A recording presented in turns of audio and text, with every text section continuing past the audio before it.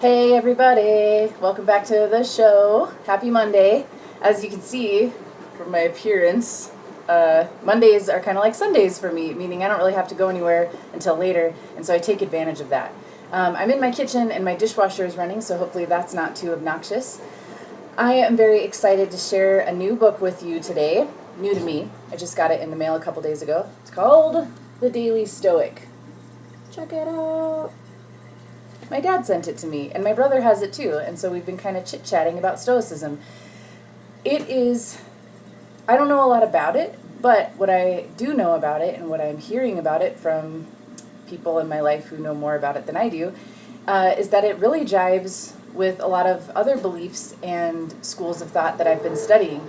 And it's one of those things that it's resonating with me, or I'm resonating with it, because it is a universal truth. There are a lot of ideas in here that are articulated in other ways, like in other forms of spirituality, in life coaching arenas, and it's just really cool to find common ground. So I guess that's mostly what this is about. I did want to point out that so this is cool. So it's got meditations and bits of Stoicism for every day of the year, including when there's a leap year. I like that. It's a 366-day long year. But today's thing is talking about nobody and nothing can make you feel anything without your consent. And like when I talk about Brooke Castillo, who's one of my favorite and first life coaches that I started following, and she talks about her model, which is set up so that, that's a different thing. She can talk about it. Go check out her podcast and learn about her model. But again, this is a universal truth that presents the idea that circumstances do not cause our feelings, although we often think that they do. And we blame outside circumstances a lot. And so you might remember yesterday I've been talking about my newfound resolve to not give my power away to like noisy neighbors or whatever is out there in the world. It's very easy to mistake, to get that twisted, basically, to think that this is happening and so now I feel this way. But if you can really accept that that's not true and that's not what's happening, you take all your power back, you take all your serenity back. It's better that way. So this is why I think meditation is super helpful, because sometimes like a circumstance happens and then we feel a certain way and it feels like there's nothing in between. It just feels like this happened and now I feel this way. But there is a space in between there, between the circumstance and the feeling, and that's a thought. And the thought is what's responsible for our feeling.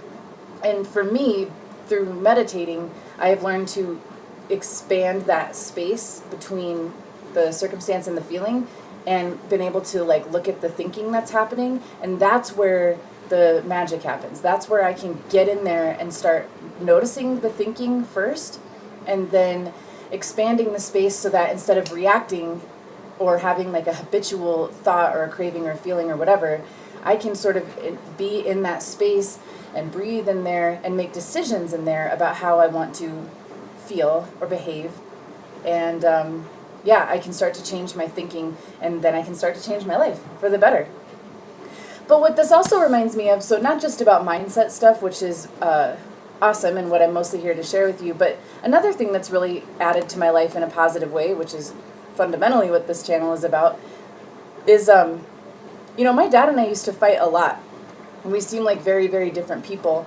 And as we've gotten to, both of us are committed to having a good relationship, I think, and so we talk things out and we fight, but we come back together and we listen to the other person and we try really hard we're both personally trying to grow, and then we also care about the other person, so we're willing to listen and we're willing to just sort of change our minds about the other person. And what I found is a lot of times we're saying the same thing, but we use different language. And that's another place that meditation has helped me, is where I can step back and just really truly listen to another person without having all the drama of the angst that comes from being a family member with someone. If you can listen, if you're having struggles with someone and you care about them, perhaps you can just keep listening to get to the common ground.